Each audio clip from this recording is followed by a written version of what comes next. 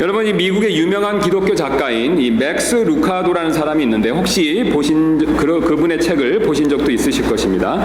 그래서 그분이 자신의 책 주와 같이 길 가는 것이라는 책에서요, 다음과 같은 말을 한 적이 있었습니다. 제가 그것을 한번 그대로 적어봤습니다. 하나님은 여러분 편이십니다. 그럴지도 모른다가 아닙니다. 한때 그랬었다도 아닙니다. 앞으로 그럴 것이다도 아닙니다. 하나님은 항상 여러분 편이십니다. 하나님은 지금 계십니다. 그것도 여러분 안에 와 계십니다. 오늘 이 시간 이 순간 당신이 이 글을 읽는 지금 이때에도 와 계십니다. 줄 서서 기다릴 필요도 없고 내일 다시 올 필요도 없습니다.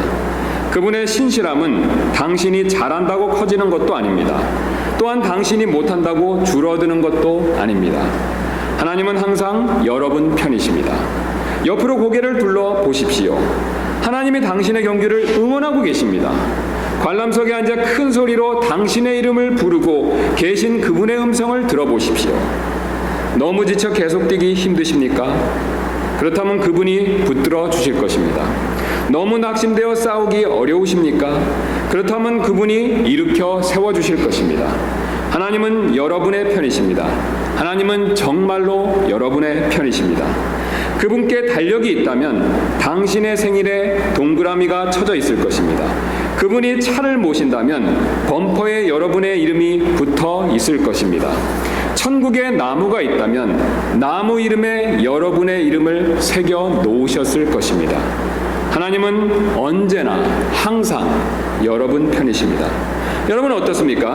하나님께서 분명히 이분의 말처럼 우리를 돕는 분이시지 않습니까?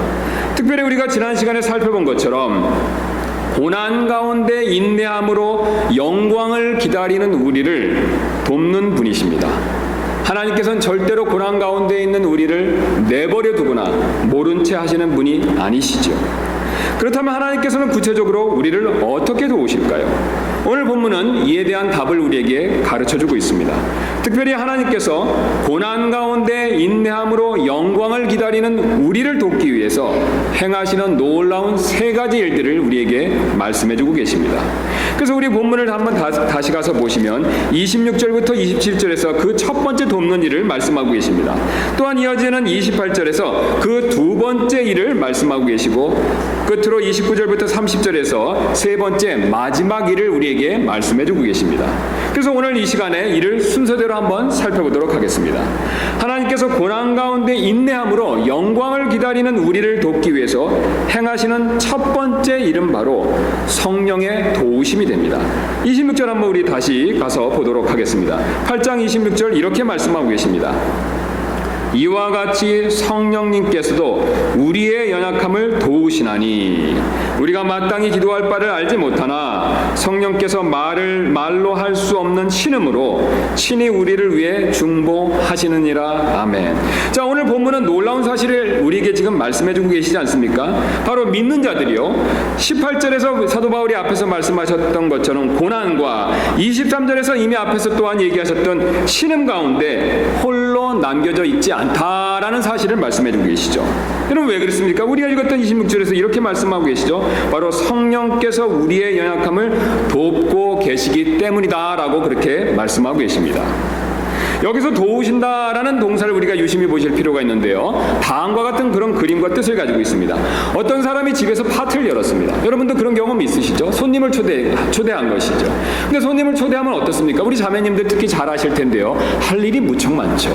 이것저것 음식도 정리해야 되고 또한 청소도 해야 되고 여러 가지 정리할 것이 참 많지 않습니까? 그래서 너무 바빠서 힘든 상황에 닥칠 수가 있죠. 자, 바로 그렇게 어렵고 힘든 상황 가운데 있었을 때, 나 혼자 하기 어려울 때 바로 옆에서 누군가 나를 거드는 것, 바로 이런 그림을 가지고 있는 동사가 됩니다.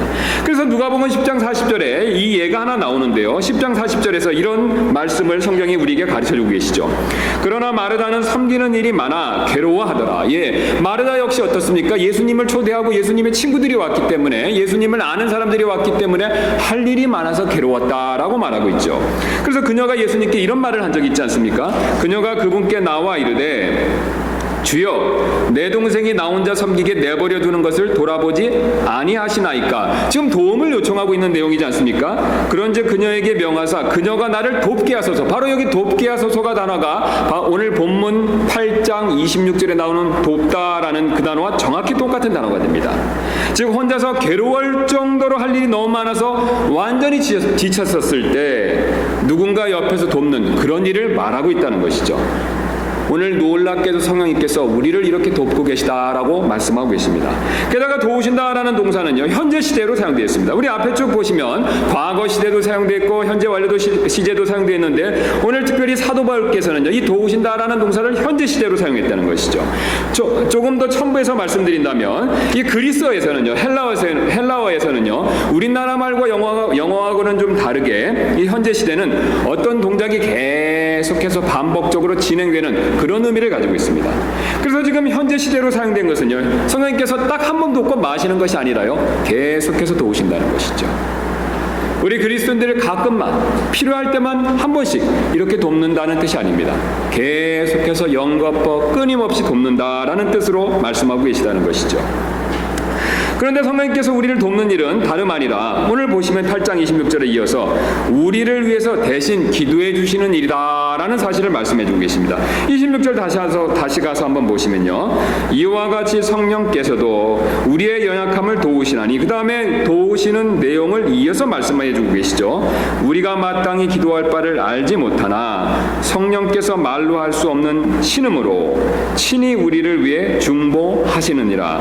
27절도 26절과 같은 내용을 반복해서 말씀하시는데요, 27절 밑으로 가서 또 한번 보도록 하겠습니다. 27절입니다. 마음을 살피시는 분께서, 자, 여기서 마음을 살피시는 분은 누가 되실까요? 하나님이 되시죠.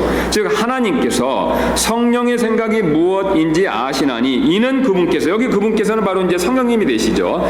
즉 이는 그분께서, 성령님께서 하나님의 뜻대로 성도들을 위해 중보하시기 때문이니라. 자, 우리가 너무 힘들어서 어려운 가운데 있었을 때 성령님께서는 우리를 위해서 기도해 주신다는 것이죠. 여러분 왜 그렇습니까? 사실 우리가요, 너무나도 큰 고난 가운데 빠져서 힘이 들면요, 기도조차 안 나올 때가 있죠. 여러분 그런 경험 있지 않으십니까? 또 어떻게 기도해야 될지 모를 때가 있지 않으십니까? 예, 사실 우리는요, 만약에 예를 들어서 사랑하는 가족을 갑자기 잃는 고난을 당했다라고 한번 생각해 보시기 바랍니다. 너무 충격을 받아서 기도조차 안 나올 때가 있죠. 아니면 그런 일을 놓고 어떻게 기도해야 될지 모를 때가 분명히 있습니다. 우리 주변에 그런 경험을 한 적도 있고요, 우리 스스로가 그런 경험을 한 적도 있을 것입니다. 이처럼 우리가 힘들어 기도조차 나오지 않을 때가 분명히 있죠. 자, 그러나 놀랍게도 이때 성령님께서 우리를 위해 돕고 계시다, 특별히 우리를 위해서 대신 기도해 주신다라는 사실을 말씀하고 계십니다. 더 놀라운 사실은요, 더 흥미로운 사실은 우리와 같이 신음하시면서 우리를 위해 기도하신다라고 말씀하고 계십니다. 26절 다시 한번 가서 보시면요, 이와 같이 성령님께서도 우리의 연약함을 도우시나니 우리가 마땅히 기도할 바를 알지 못하나. 자, 그 다음에 이렇게 말씀하시죠. 성령께서 말로 할 수 없는, 그 다음 무엇을 말씀하고 계십니까? 신음으로, 말로 할 수 없는 신음으로 친히 우리를 위해 중보하신다라고 말씀하고 계시죠. 우리를 위해 중보하시는데요, 말할 수 없는 신음으로 같이 중보하신다라고 말씀하고 계시죠. 문맥을 따라 우리가 앞에까지 살폈던 22절부터 쭉 지금까지 내용을 살펴보면요, 문맥을 따라 살펴보면 더 놀라운 사실을 우리가 발견할 수가 있습니다. 우리가 앞에서 22절 다시 한번 보시면요, 22절에 이렇게 말씀하고 계시지 않습니까? 또 온 창조 세계가 지금까지 함께 신음하며. 자, 우리가 앞에서 지난 시간에 살폈던 것처럼 창조 세계가 어떻습니까? 죄와 저주로 인해서, 죄와 아담의 죄와 그에 따른 저주로 인해서 신음하고 있다, 그 고난으로 인해서 고통받고 있다라는 사실을 살펴봤죠. 그래서 바울은 이 사실은 또 온 창조 세계가 지금까지 함께 신음하며라고 그렇게 표현했었죠. 그래서 창조 세계가 지금 고난 가운데서 신음하다라는 사실을 22절에서 말씀하셨고요, 이어지는 23절에서 이렇게 말씀하고 계십니다. 그들뿐 아니라 우리 자신 곧 성령의 첫 열매를 소유한 우리까지도 속으로 신음하며. 여러분 지금 놀라운 사실을 계속해서 말씀하고 계시지 않습니까? 창조 세계도 신음하고 있습니다. 또한 우리도 신음하고 있죠. 그 다음에 오늘 26절 말씀 보니까 성령님께서도 신음하신다는 거죠. 하나님이 지으신 이 창조 세계가 죄와 그에 따른 저주로 인해서 신음하고 있습니다. 고통 가운데 신음하고 있다는 것이죠. 또한 우리 역시 신음하고 있습니다. 그런데 놀랍게도요, 성령 하나님, 곧 하나님 자신도 신음하고 계시다는 것이죠. 고난의 문제로 창조세계에 우리 또한 성령 하나님께서 함께 신음하신다라는 사실을 말씀하고 계십니다. 여기서 우리는 한 가지 굉장히 중요한 가르침을 배울 수 있는데요. 하나님께서는요, 우리가 고난당하는 것, 고난당하는 우리를요, 절대로 외면하지 않으신다라는 사실을 알려주고 계십니다. 오히려 함께 슬퍼하시고 함께 신음하신다라는 사실을 우리에게 가르쳐주고 계십니다. 사실 많은 분들이요, 하나님을 냉정하고 무관심한 분이시다라고 생각할 때가 참 많이 있습니다. 왜냐하면 사람들에게 고난을 허락하시고요, 그 고난으로부터 고통당하는 사람들을 모른 채 하시는 분이시다라고 생각할 때가 참 많다는 것이죠. 저도 개인적으로 옛날엔 그런 생각을 한 적이 있었고, 제가 또 상담하다 보면 그런 생각을 가지신 분을 많이 발견할 수가 있습니다. 여러분, 그러나 그렇지 않습니다.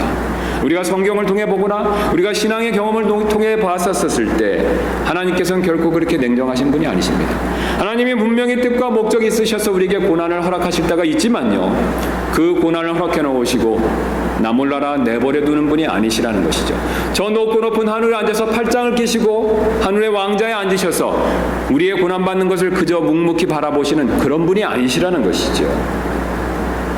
비록 하나님께서는 자신의 뜻과 목적이 있어서 고난을 허락하셨지만요, 우리의 고난 가운데서 함께 하시며 특별히 우리가 고난당하는 우리와 함께 신음하는 분이시다라는 사실을 말씀해주고 계십니다.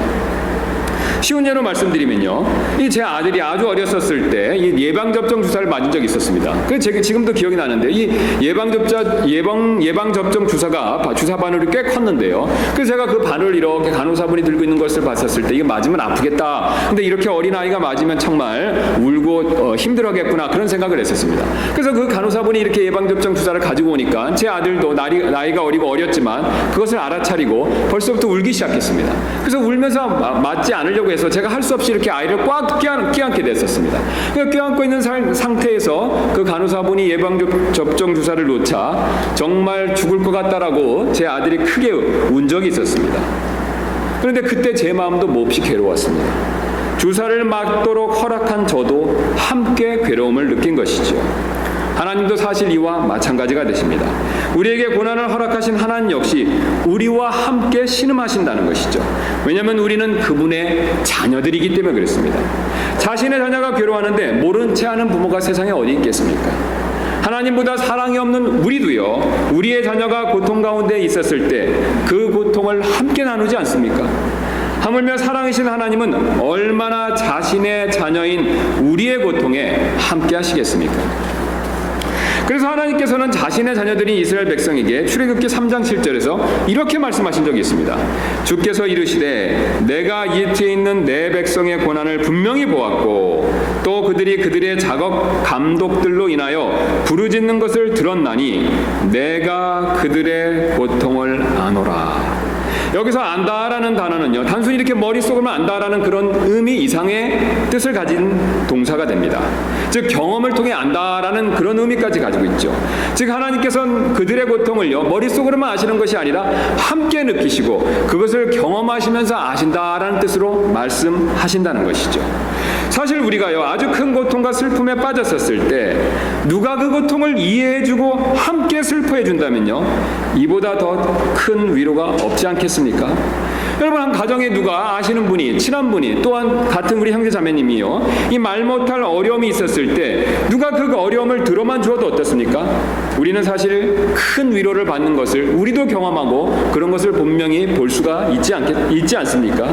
또한 사랑하는 사람을 잃었었을 때 100마디 위로의 말보다 함께 눈물을 흘려준다면요, 사실 그보다 더 큰 위로가 없지 않습니까? 그런데 우리 하나님은 그 누구보다도 이 일을 더 잘하실 수가 있죠. 여러분, 왜 그렇습니까?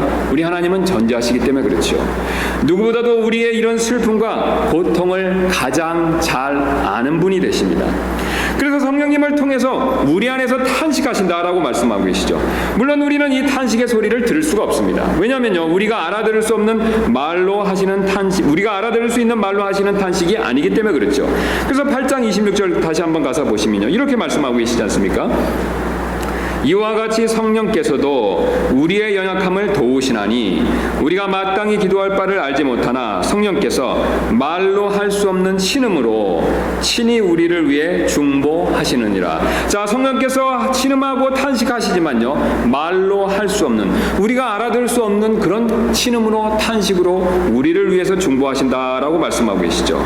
그러나 우리가 분명히 성령님의 그런 탄식을, 신음을 알아들을 수는 없지만요, 영적으로는 분명히 느낄 수 있죠. 특별히 우리가 어려운 가운데 뒤로 물러나지 않고 오히려 주님께 더 나아간다면요, 우리는 분명히 그것을 충분히 느낄 수 있을 것입니다. 왜냐하면 영적인 것은 영적인 것으로 분별하고 느낄 수 있기 때문에 그렇죠. 그러므로 우리는요, 어려움과 고난 가운데 있었을 때 주님을 원망하고 뒤로 물러설 것이 아닙니다. 여러분, 우리는 반대로 주님께서 나아갈 필요가 있습니다. 여러분, 왜 그렇습니까? 오늘 주님께서는요, 우리가 어려워할 때, 우리가 슬퍼할 때, 우리가 고난 가운데서 괴로워할 때 함께 신음하며 함께 탄식하신다는 것이죠. 우리가 이 사실을 믿는다면요, 우리는 어려움과 고난 가운데서 주님 원망할 필요가 없습니다. 오히려 주님께 더 나아갈 수 있는 용기와 담대함을 얻을 수 있죠. 그럴 때 우리는 참된 위로를 분명히 주님께로부터 받을 수 있을 것입니다.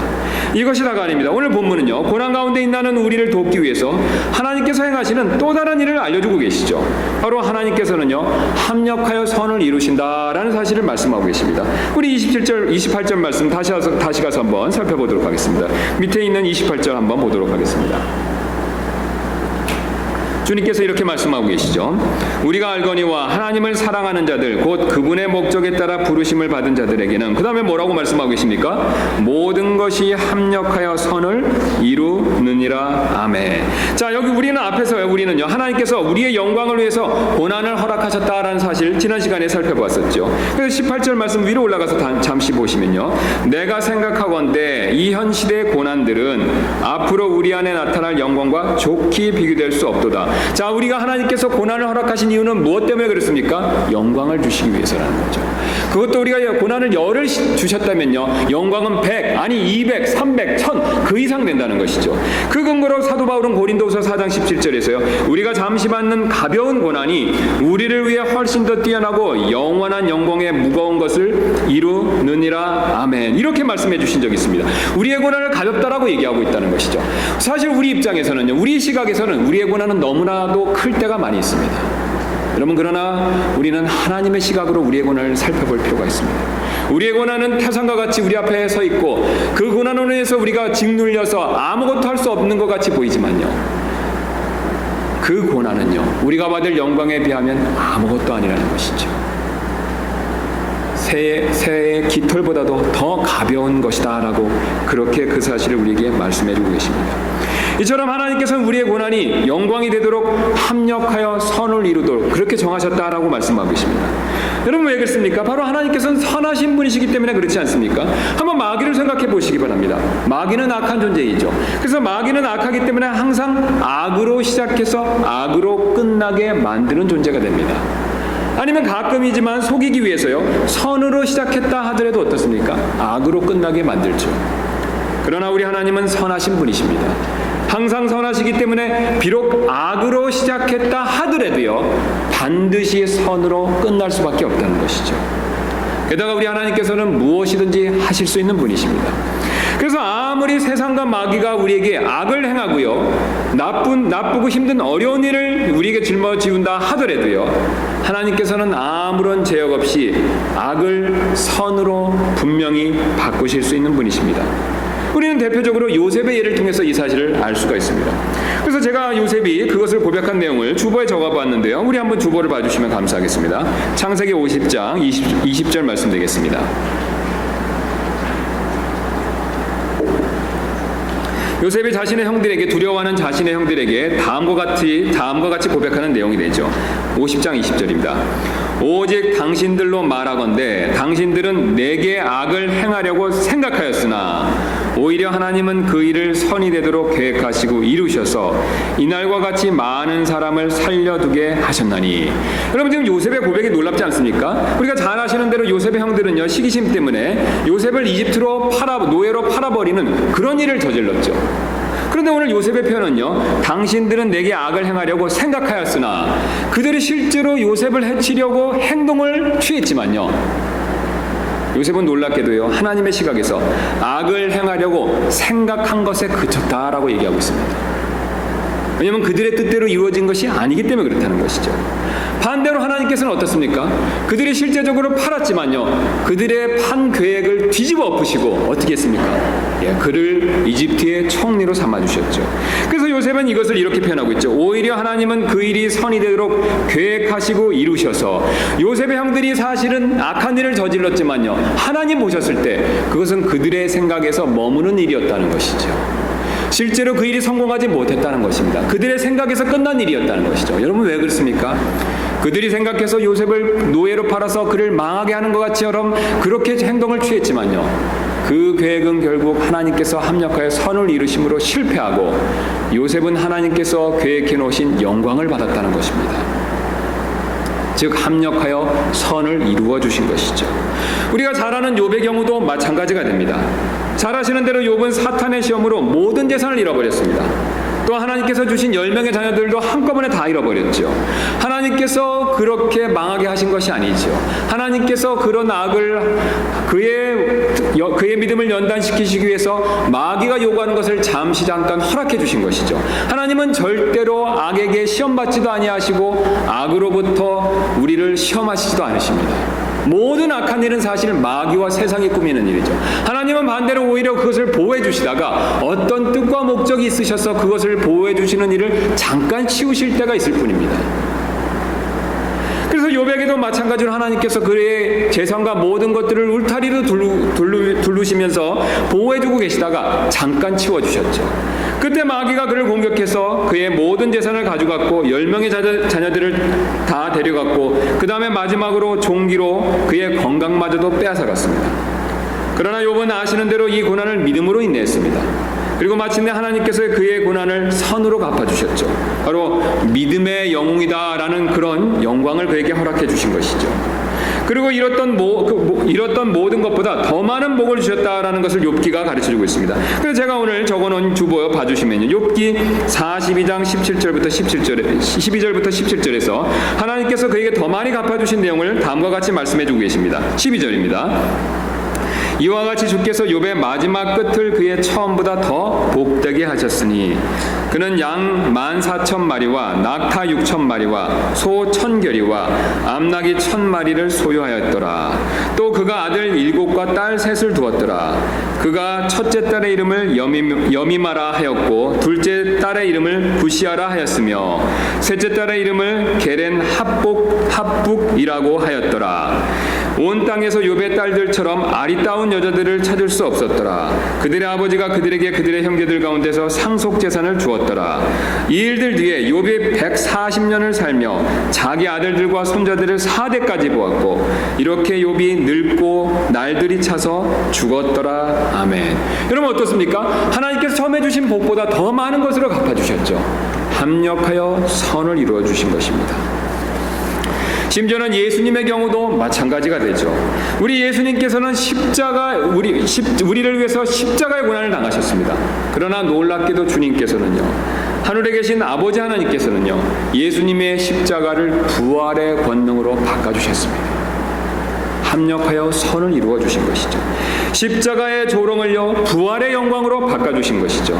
십자가의 고통을 부활의 기쁨으로 바꿔주신 것입니다. 합력하여 선을 이루셔서 십자가의 고난을 부활의 완전한 영광으로 바꾸어 주신 것이죠. 여러분, 그러므로 우리 역시 마찬가지가 됩니다. 하나님께서는요, 우리의 삶에서도 동일하게 합력하여 선을 이루고 계신 분이십니다. 우리의 고난이 선이 되도록 그렇게 지금 일하고 계신다라는 뜻이 되겠습니다. 그러나 많은 분들이 이 사실을 믿지 못할 때가 참 많이 있습니다. 저 자신도 가끔 의심할 때가 있고 또 제가 여러분들과 상담을 나눠봤을 때 이 사실을 믿지 못하시는 분을 많이 발견할 때가 있습니다. 그 믿지 못하는 여러 가지 대표적인 이유 중에 하나는요, 바로 자신이 겪는 어려움이 지금 당장 선으로 드러나지 않기 때문이라는 것이죠.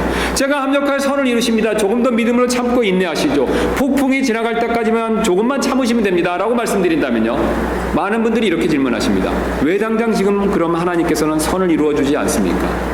저는 당장 힘들어 죽겠고 당장 이 일이 필요한데요, 왜 하나님께서 지금 선을 이루어주지 않으십니까?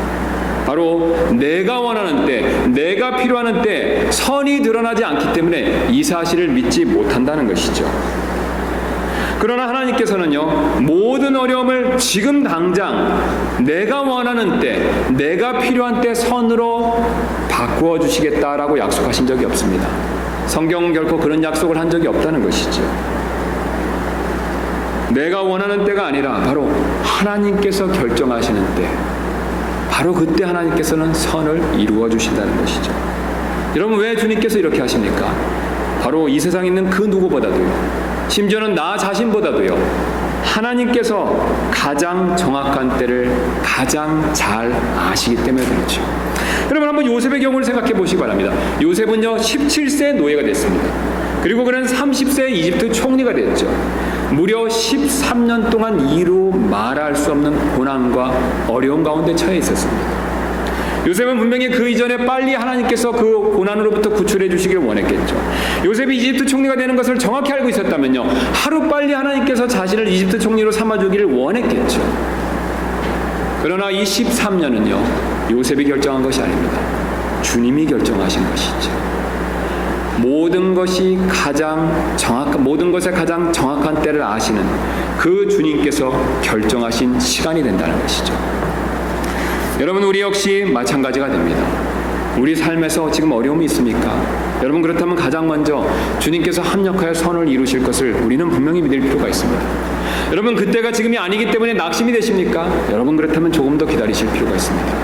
우리 주님이 가장 정확한 때를 아신다는 것이죠. 그것이 내년이 될 수도 있고요, 아니면 5년 뒤가 될 수도 있고요, 어떤 어려움은 평생에 걸쳐서 그 어려움이 지속될 수도 있습니다. 그러나 여러분, 비록 평생에 걸쳐서 그 어려움이 지속된다 하더라도요, 오늘 주님께서는 분명한 사실을 우리에게 약속해 주고 계십니다. 우리가 겪는 그 어떤 고난은요, 반드시 하나님께서 선으로 갚아주신다는 놀라운 약속이죠. 우리가 이 약속을 믿는다면요, 어떤 고난과 어려움 가운데 있더라도 주님 앞에 낙심할 필요가 없습니다. 주님 앞에 원망할 필요가 없죠. 오히려 요셉처럼 담대하게 주님께 더 믿음으로 인내하며 나아갈 수가 있다는 것이죠. 이뿐만이 아닙니다. 오늘 본문은요, 하나님께서 고난 가운데 있나는 우리를 돕기 위해서 행하시는 또 한 가지 마지막 일을 우리에게 알려주고 계십니다. 29절을 다시 한번 가서 보시도록 하겠습니다. 29절에서 이렇게 주님께서 우리에게 이 사실을 말씀해주고 계시죠. 바로 그분께서는 자신이 미리 아신 자들을 또한 예정하사 자신의 아들의 형상과 같은 모습이 되게 하셨나니 이것은 그분이 많은 형제들 가운데 처음 난 자가 되게 하려 하심이니라. 자, 29절 말씀 통해서 하나님께서는요, 우리의 길을 미리 알고 예정해 놓으셨다라는 사실을 가르쳐주고 계십니다. 우리가 고난 가운데 어려움에 처해 있었을 때요, 하나님께서는 우리의 가는 길을 알고 계십니다. 그 길을 미리 알고 예정해 놓으셨다는 것이죠. 우리 하나님께서는 전지하신 분이십니다. 이 말은요, 하나님께서는 시간과 공간의 제약을 받지 않고 모든 것을 다 알고 계신다라는 뜻이 되겠죠. 그래서 하나님께서는 우리가 태어나기 전부터 우리가 태어나서 무슨 일을 할지를 미리 알고 계십니다. 자, 저는 제가 69년에 태어났는데 우리 하나님께서는요, 1969년 제가 태어나기 전부터 지금 2018년 이 자리에서 여러분에게 하나님 말씀을 전할지 그것을 제가 태어나기 전부터 알고 계셨다는 것이죠. 여러분, 왜 그렇습니까? 우리 주님은 전지하신 분이시기 때문에 그렇죠. 제 인생에 대한 모든 것만 알고 계신 것이 아닙니다. 여러분의 삶의 모든 것들에 대해서 다 알고 계시다는 것이죠. 쉬운 예로 우리가 아담의 경우를 한번 생각해 보시기 바랍니다. 하나님께서는 아담을 만드시기 전부터, 창조하시기 전부터 아담을 만들어 놓으면요, 이 아담이 범죄할 줄 미리 알고 계셨죠. 아담이 이렇게 범죄할 줄을 미리 알았다면요, 그럼 우리 같으면 어떻게 하시겠습니까? 아담을 처음부터 애초에 만들지 않았을 것입니다. 저도 가끔 그렇게 생각을 해본 적이 있습니다. 아담을 만들어 놓으면 아담이 범죄할 것이기 때문에 아담이 범죄할 것을 우려해서 처음부터 아담을 만들지 않는 것이 낫다라고 생각할 수도 있다는 것이죠. 그러나 하나님은 그런 방법을 사용하지 않으셨습니다. 아담을 만들어 놓고 아담이 시험에 빠져 범죄할 것을 아셨죠. 그럼에도 불구하고요, 하나님께서는 아담을 만들어 놓으셨습니다. 그리고 아담이 시험에 빠져서 범죄할 것을 아심에도 불구하고 오히려 그 시험에 빠져 범죄로부터 구출해 주실 구원의 계획을 더 세워놓으셨다는 것이죠. 그리고 그 구원의 계획을 세워놓으시고 바로 아들 되신 예수님을 통해서 우리를 구원하는 일을 성취해 놓으셨습니다. 여러분, 하나님께서는요, 문제가 있을 것을 아셨지만요, 그 문제를 회피하시는 것이 아니라는 것이죠. 오히려 그 문제를 정면 돌파하시는 분이시라는 뜻이 됩니다. 왜냐하면 하나님께는요, 못할 일이 없기 때문에 그렇습니다. 우리 하나님 앞에는 불가능한 일이 없습니다. 어떠한 그 어려움이 있다 하더라도요, 하나님께서는 그 문제를 해결하시고 극복해 나아가실 수 있는 능력이 있다는 것이죠. 하나님께서는 우리의 고난의 문제도 이렇게 대처하십니다. 하나님께서는 우리가 고난당할 것을 미리 알고 계시죠. 제 삶에서 앞으로 어떤 고난이 있을지 사실 주님은 이미 다 알고 계십니다. 그래서 저 같으면요, 이 고난을 없애는 쪽을 선택하겠죠. 제가 만약에 하나님이라면요. 그러나 하나님께서는 다른 방법을 쓰십니다. 우리의 고난을 없애주시는 것이 아니라요, 오히려 그 고난을 뚫고 나가서 영광을 얻는 길, 그런 길을 택하신다는 것이죠. 고난이 있을 것을 아시지만요, 그 고난을 없애주시는 것이 아닙니다. 오히려 그 고난을 정면 돌파하기를 원하신다는 것이죠. 하나님께서 이 길을요, 우리가 가야 할 길로 이렇게 정해놓으셨습니다. 그래서 예수님도 하나님이 정해놓으신 이 길을 따라 순종하고 가신 것이죠. 우리 역시 마찬가지가 됩니다. 주님은 주님 앞에 있는 고난의 길을 피하지 않으셨습니다. 왜냐하면 하나님께서 그렇게 정해놓으셨기 때문이죠. 그 고난의 길을 피하지도 아니하시고 그 고난을 제거해달라고도 기도하지 않으셨습니다. 오히려 그 고난의 길을 통과해 앞으로 나아가셨죠. 그 앞에 있는 영광을 바라보시면서 앞으로 나가신 것입니다.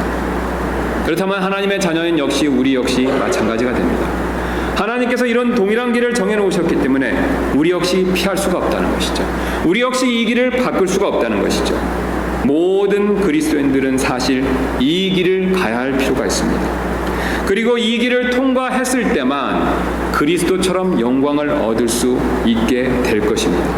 그래서 오늘 28절은 우리를 예정하사 아들의 형상과 같은 모습이 되게 하셨다라고 그렇게 정해놓으신 길을 우리에게 말씀해주고 계십니다. 우리는 이 길을 십자가의 길이다라고 그렇게 보통 부르고 있습니다.